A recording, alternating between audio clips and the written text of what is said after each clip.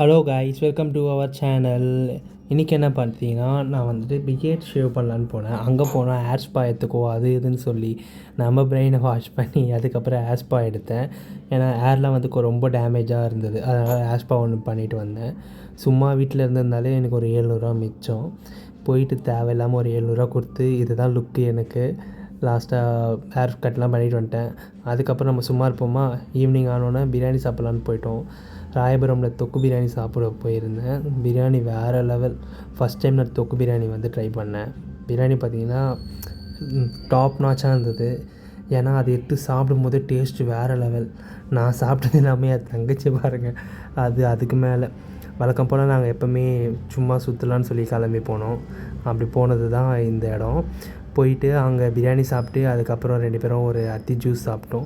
அத்தி ஜூஸ் சாப்பிட்டு அப்படியே அங்கேருந்துட்டு ஒரு கார்ன் வாங்கி சாப்பிட்டுட்டு 2 பேரும் கிளம்பிட்டோம். அதில் ஒரு 2 நாள் நாங்கள் போய் சாப்பிட்டோன்னா நான் இப்போ இருக்கிறத விட இன்னும் குண்டாயிடுவேன். ஏன்னா ஆல்ரெடி எனக்கு உடம்பும் போட்டுச்சு. இது எல்லாத்துக்குமே காரணம் துர்கா பாருங்கள், இவள் ஒருத்தி மட்டும்தான் இந்த எல்லா விஷயத்துக்குமே காரணம்.